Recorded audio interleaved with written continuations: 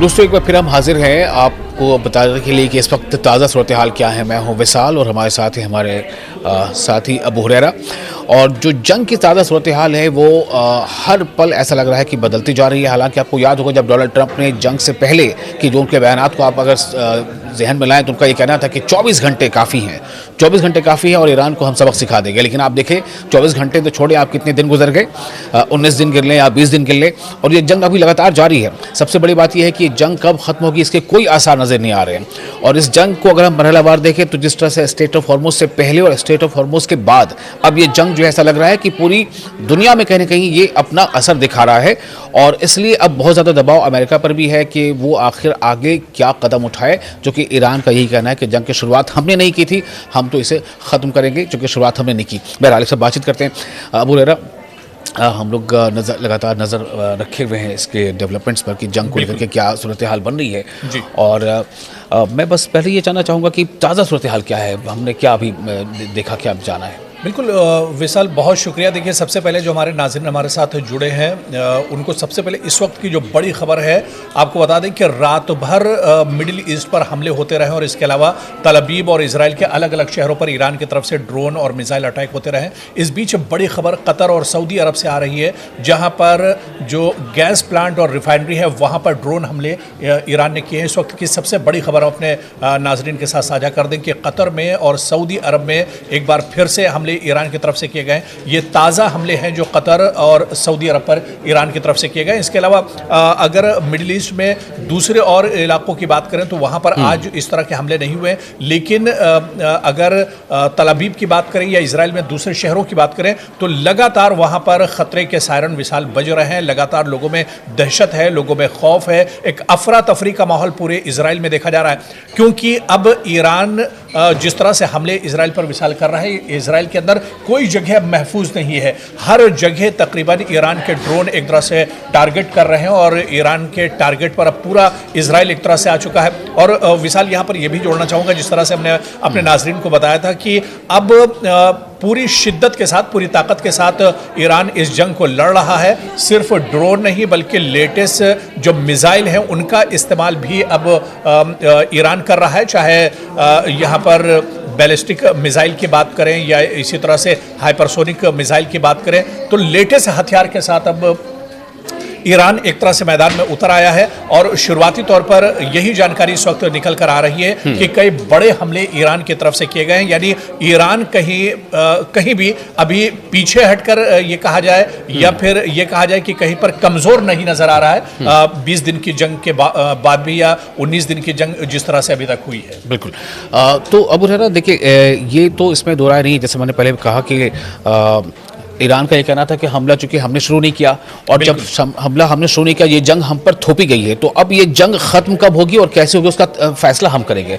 लेकिन इस बीच जो तब्दीलियां आ रही हैं वो ये हैं कि देखिए हम बेशक ये देख रहे हैं और ये दुनिया को बता भी रहे हैं, लोगों को बता रहे हैं कि किस तरह से ईरान हमले करने में पीछे नहीं हट रहा है, हाइपरसोनिक मिसाइल हो या बैलिस्टिक मिसाइल हो। लेकिन इसराइल में अफरा तफरी भी है, इसराइल की बहुत ज़्यादा, इसराइल का नुकसान भी हुआ है। लेकिन आपने बताया कि पूरा शहर कहीं महफूज नहीं है, तो शहर महफूज नहीं है, लेकिन ये कि वहाँ के जो शहरी हैं वो बंकर्स में रहने को मजबूर हो गए हैं। मतलब उनको ये पता है कि अगर हमें ईरानी हमलों से बचना है तो हमें शेल्टर्स में या ज़ेरे ज़मीन जो बंकर्स बनाए गए हैं तमाम बड़े बड़े अपार्टमेंट्स या मॉल्स के नीचे, उनको रहना होगा। एक तो ये बात होगी। दूसरी बात यहाँ पर अबू हुरैरा ये है कि अब ये जंग जो है इसने एक करवट ली जब स्ट्रेट ऑफ हॉर्मुज़ पर ईरान ने कहा कि हमारा जो है ये हमारे इख्तियार में और अब हम किसी को यहाँ से गुजरने नहीं देंगे। स्ट्रेट ऑफ हॉर्मुज़ बंद नहीं है बल्कि खुला है, लेकिन उनके लिए जो इसराइल और अमेरिका के साथ नहीं है और उनके लिए जो इसराइल और अमेरिका के साथ है उनके लिए बंद है। तो वहाँ से एक नया टर्न आया। दूसरा अबू हुरैरा, आप जैसे बता रहे हैं कि अभी कतर पर भी हमला हुआ है और सऊदी अरब पर भी हमला हुआ, लेकिन इस हमले से ठीक पहले, एक दिन पहले शाम में रियाद में सऊदी अरब जो है तमाम अरब और इस्लामिक कंट्रीज़ के वज़राए दाखिला, वज़ाए ख़ारजा माफ़ कीजिएगा, यानी फॉरेन मिनिस्टर से एक मीटिंग करता है, उसमें ये पॉइंट्स इस पर डिस्कस होता है कि सिक्योरिटी के ताज़ा सूरत हाल क्या है और ईरान पर दबाव बनाया जाए। तो इसे कैसे देखा जाए? नहीं, बिल्कुल रियाद में देखिए बहुत इंपॉर्टेंट मीटिंग हो रही है, लेकिन जिस तरह से ईरान ने इस मीटिंग को लेकर भी मायूसी का इजहार किया था। ईरान ने कहा था कि हमें किस तरह से बचाया जाए, ईरान के आवाम को किस तरह से बचाया जाए, या ईरान पर जिस तरह से जंग थोपी गई है, इसमें इस मीटिंग को लेकर जिसमें मोस्टली इस्लामिक कंट्रीज़ ही एक तरह से शामिल थे, तो इसमें ईरान को लेकर एक तरह से चर्चा नहीं की गई। ईरान पर दबाव कैसे बनाया जाए इस मीटिंग में, इस बात पर चर्चा हुई। तो कहीं ना कहीं ईरान ने एक तरह से इस पर मायूसी भी जाहिर की थी कि ईरान इस तरह की मीटिंग जहां पर तमाम इस्लामिक कंट्रीज या मुस्लिम ममालिक शामिल थे, ईरान को ये उम्मीद थी कि शायद ईरान के साथ इस्लामिक ममालिक एक तरह से खड़े होंगे इस नाजुक वक्त पर। लेकिन ईरान ने इस मीटिंग को लेकर विशाल एक तरह से मायूसी जाहिर की है कि ईरान एक तरह से तबाह हो रहा है, बर्बाद हो रहा है, लगातार ईरान पर हमले किए जा रहे हैं और कोई इस्लामी मुल्क एक तरह से ईरान के साथ इस नाजुक मोड़ पर खड़ा नहीं है। तो ईरान ने इस मीटिंग को लेकर एक तरह से मायूसी जाहिर की है। और आप देखिए कि इस मीटिंग में जो खासतौर से मिडिल ईस्ट के ममालिक हैं या जो मुस्लिम ममालिक हैं वो शामिल हुए, और इसमें एजेंडा इसी बात का था कि ईरान के ऊपर दबाव बनाया जाए, ना कि इजराइल और अमेरिका के ऊपर दबाव बनाया जाए, बल्कि ईरान के ऊपर दबाव बनाने को लेकर इस मीटिंग में एक तरह से चर्चा की गई है, इसमें गौर व फिक्र किया गया है। तो कहीं ना कहीं ईरान ने जो अपनी मायूसी जाहिर की है विशाल, वो एक तरह से सही भी है जो उसका मायूस होना, क्योंकि ईरान को यह लग रहा था कि इस्लामी ममालिक एक छत के नीचे जमा हुए हैं, यहाँ पर ईरान के मफादात को लेकर, ईरान के आवाम के सामने जो मुश्किलात हैं उसे लेकर कोई हल ढूंढा जाएगा, उनको लेकर बातचीत इस पर की जाएगी, ना कि ईरान पर ही दबाव बनाने के लिए बातचीत हो रही है। एक हैरानी की बात ये भी है बोरेरा कि ज़्यादातर जो इसकी रिपोर्टिंग हुई है, जितने भी आप वर्ल्ड न्यूज़ एजेंसीज को देख ले या जो दूसरे इदारे हैं, इवन मिडिल ईस्ट के भी, सुर्खियाँ क्या हैं, Arab and Islamic countries foreign ministers. तो क्या इन्होंने या इन सब लोगों ने मिलकर के ईरान को इस्लामिक इदारे से बाहर कर दिया है, जो कि खुद ईरान का नाम यह है इस्लामिक रिवॉल्यूशन ऑफ ईरान, ठीक है, इस्लामिक रिपब्लिक ऑफ ईरान। तो इस्लामिक रिपब्लिक ऑफ ईरान अगर वो है, तो आप जब ये मीटिंग कर रहे हो उसमें आपने देखा है अरब एंड इस्लामिक कंट्रीज़, तो उसमें ईरान तो इन्वाइटेड है नहीं। ये भी हो सकता था कि आप उसके साथ ही मिलकर बातचीत करते, एक ऑप्शन है, लेकिन नहीं हो। बहरहाल तो दूसरा सबसे बड़ी बात यह है कि देखिए उसमें बहरैन है, इजिप्ट है, कतर है, कुवैत है, पाकिस्तान है, यूएई है, तुर्की है, अज़रबैजान है, ऐसे तमाम देश हैं, लेकिन उसमें ईरान नहीं है। तो ये अपने सिक्योरिटी को एसेस तो कर रहे हैं, उनको ये लग रहा है कि बार बार हम वार्न कर रहे हैं कि हमारे ऊपर हमले ना हो, लेकिन ये इस बात को क्यों नहीं समझ रहे हैं कि ईरान का ये कहना था कि हम ये हमले आप पर नहीं कर रहे, हमारा हमला कुवैत या अरब या यूएई के वहाँ के शहरियों या वहाँ के मफादात के लिए नहीं है, बल्कि ये हमले उन पर हैं जो अमरीकी वहाँ मफादात हैं, ये जो अमरीकी वहाँ पर बेसिस हैं। जी। तो आपको क्या लग रहा है? मेरा अब सवाल यहाँ से ये होगा कि जिस तरह से स्टेट ऑफ हॉर्मुज़ को लेकर के देखा गया कि डोनाल्ड ट्रंप ने दुनिया से अपील कर दी कि भाई आप भेजो, अपने नेवल बेसिस भेजो, अपने नेवल जो आर्मी है उनको भेजो, और हम जो है स्टेट ऑफ हॉर्मुज़ को सेफ बनाए गए। तो उसमें एक तरफ ये देखने को मिला कि नाटो के वो तमाम देश जो अक्सर अमेरिका का साथ देते थे किसी भी मुल्क के ख़िलाफ़ हमले में, चाहे वो सीरिया को आप ले लें, अफ़गानिस्तान ले लें या इराक़ ले लें, इस बार ज़्यादातर नाटो मुल्कों ने डोनाल्ड ट्रंप को मना कर दिया। एक तरफ तो हम ये देख रहे हैं, दूसरी तरफ ये देख रहे हैं कि ईरान, जिससे उम्मीद थी कि दूसरे मुस्लिम या इस्लामिक कंट्रीज जो हमारा साथ देंगे, जैसा आप कह रहे हैं, उन्हें उनका साथ नहीं मिल रहा है। बिल्कुल, देखिए विशाल, जहाँ तक अबनाए हुर्मुज़ का मामला है, ये इस वक्त इस पूरी जंग का सेंटर पॉइंट एक तरह से बन गया है, और ईरान अबनाए हुर्मुज़ को एक तरह से अब एक रास्ते की तरह से इस्तेमाल नहीं कर रहा है, बल्कि ईरान इसे एक टोल प्लाजा की तरह से इस्तेमाल कर रहा है। जिस तरह से आपने एक बात कही थी कि ईरान की तरफ से कहा गया कि अबनाए हुर्मुज़ खुला हुआ है, जो हमारे इत्तेहादी हैं, जो हमारे साथ खड़े हैं, उनके लिए खुला हुआ है, वो आ सकते हैं, जा सकते हैं, उनके जो कंटेनर्स हैं वो आ सकते हैं। इतना ही जो हमारे इत्तेहादी हैं ये भी नहीं, बल्कि जो अमेरिका या इसराइल के इत्तेहादी नहीं है। हाँ बिल्कुल, मतलब जी, दे माइट बी न्यूट्रल, आप हमारे साथ ना खड़े रहें, लेकिन आप उनके साथ खड़े न रहें जो हमारे ऊपर हमला कर रहे हैं। बिल्कुल। तो बिल्कुल यही ईरान ने कहा था कि जो अमेरिका और इजराइल के साथ नहीं खड़े, वो सभी उनके लिए रास्ता खुला हुआ है अपना हुर्मुज़, और ये रास्ता सिर्फ बंद है दुश्मनों के लिए, यानी जो अमेरिका, इजराइल और उनके जो इत्तेहादी हैं उनके साथ जो खड़े, उन सब के लिए एक तरह से रास्ता बंद है। तो कहीं ना कहीं एक टोल प्लाजा की तरह से आप देखिए कि एक सियासी तौर पर इसका इस्तेमाल किया जा रहा है, सिर्फ जोग्राफियाई एतबार से बहुत इंपॉर्टेंट विशाल है, और इसका ईरान ने बड़ा अच्छा इस्तेमाल किया है। यहाँ पर आप देखिए कि एक बड़ी पावर अपना हुर्मुज़ के शक्ल में ईरान को एक तरह से मिल गई है। और जिस तरह से आप देखिए ना कि डोनाल्ड ट्रंप कितने परेशान एक तरह से नजर आ रहे हैं अपना हुर्मुज़ में, जब से रास्ता एक तरह से रोका गया है, जब से एक तरह से ईरान की तरफ से परेशान पाबंदी ही लगाई नहीं गई। बल्कि अबू हरेरा आप ये समझ लें कि दुनिया तो यही तस्वर करती है ना कि सुपर पावर है अमेरिका। बिल्कुल। तो अगर अमेरिका सुपर पावर है, उसके साथ इसराइल है, और तब भी अमेरिका को लग रहा है कि ईरान से लड़ने के लिए हमें कई देशों का साथ चाहिए। बिल्कुल। मतलब वो कह रहे हैं please come and help us, ये उनके वर्डिंग्स हैं कि कम एंड हेल्प अस। उनकी मजबूरी बिल्कुल जो ये प्रेस कॉन्फ्रेंस हुई थी जहां मीडिया से बात कर, तो उनकी मजबूरी, उनके चेहरे से जो बॉडी लैंग्वेज थी वो बता रही थी कि ये बहुत परेशान है, टूटे हुए, और अब ये दूसरे मुल्कों के सामने एक तरह से भीख मांग रहे हैं, गिड़गिड़ा रहे हैं डोनाल्ड ट्रंप। और ये भी देखा गया रिपोर्ट्स में, ये बातें आई कि जो अब्राहम लिंकन जो उनका फ्लीट कैरियर है, जो युद्धपोत हम जिसे कहते हैं, उन तमाम बेड़े को अमेरिका को पीछे हटाना पड़ा है। हाँ बिल्कुल। जब से उसने देखा है कि ईरान काफ़ी इस बारे में अग्रेसिव है, तो उसे काफ़ी पीछे हटाना पड़ा है।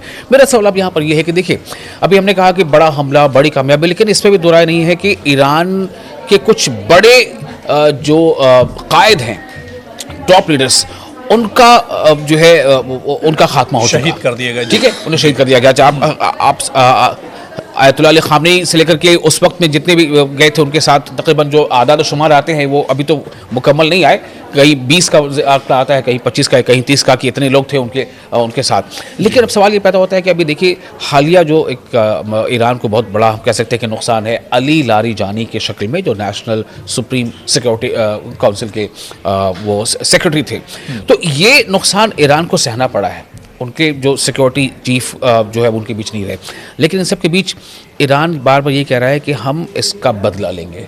तो मैं सिर्फ ये अभी हम चाह रहे हैं कि हम लोग इस पर बात कर लें कि ये ईरान का बदला लेने का ये रवैया या ये जो एक अज़्म है, दूसरी तरफ अब जो रियाद में जो मीटिंग हुई है, ये सब मिलकर के अगर ईरान पे ही दबाव बनाते हैं तो फिर क्या रास्ता बचेगा ईरान के लिए?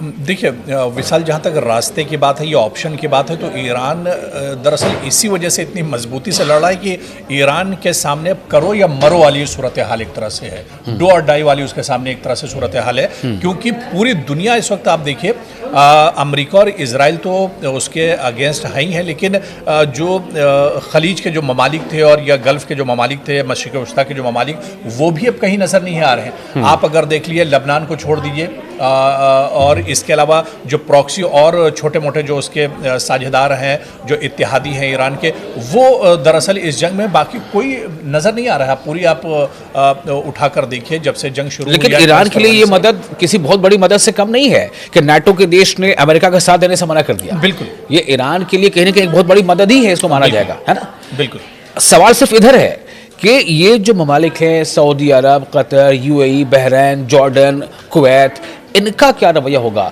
चूंकि देखिए यहाँ की जो अवाम है, उनके भी सेंटिमेंट्स कहीं ना कहीं ईरान के साथ जुड़े हुए हैं। बिल्कुल। तो क्या ये वजह है कि ये ममालिक खुलकर ईरान के खिलाफ ना तो कुछ बोल पा रहे हैं और ना तो कुछ ईरान के खिलाफ कर पा रहे हैं?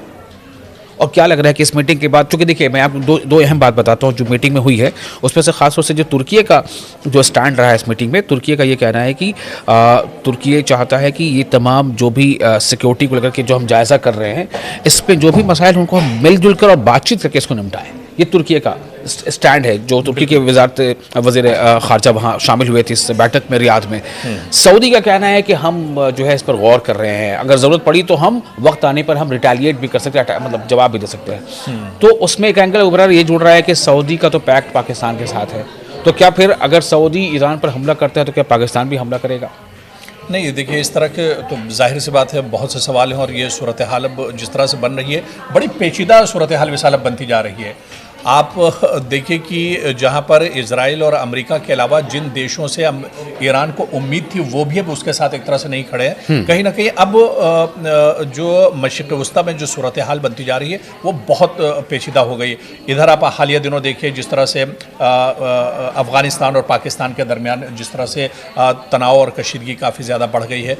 उसके बाद फिर आप देखिए कि कोई भी मुल्क, चाहे इसमें सऊदी अरब की बात करें, तुर्की ने अच्छा स्टैंड लिया कि बातचीत के जरिए एक तरह से ये मसला हल होना चाहिए, लेकिन दूसरे ममालिक यहाँ पर खुल के भी बोलने के स्टैंड में विशाल नहीं है। कहीं ना कहीं अमेरिका का दबाव इन ममालिक पर है, और ख़ासतौर से वो तमाम ममालिक जहाँ पर अमेरिका के एयरबेस या अमेरिका के हवाई अड्डे हैं, वहाँ पर भी कहीं ना कहीं अमेरिका का एक दबाव इन ममालिक पर है। और ये साफ दिख रहा है क्योंकि कोई भी मुल्क एक तरह से खुलकर नहीं बोल रहा है। नेटो देशों की जो बात है वो बिल्कुल दरअसल अलग है। कई ममालिक ने खुल के कहा है कि जंग नहीं होनी चाहिए, बातचीत से मसला हल होना चाहिए। लेकिन इस बीच तुर्की का जो बयान आया, इस्लामी ममालिक में खासतौर से तुर्की का जो बयान आया कि बातचीत से मसले का हल होना चाहिए, जंग मसले का हल नहीं है, ये दरअसल इससे ईरान को ज़रूर एक तरह से सपोर्ट मिलता है। लेकिन ईरान ने जिस तरह से आयतुल्ला अली ख़ामनेई की शहादत हो या अली लारीजानी की शहादत हो और इसके बाद जिस तरह से और भी कमांडर और लीडरशिप इनकी ख़त्म की गई, शहीद की गई, उसके बाद ईरान ने कहा था कि अब ये आर पार की लड़ाई होगी।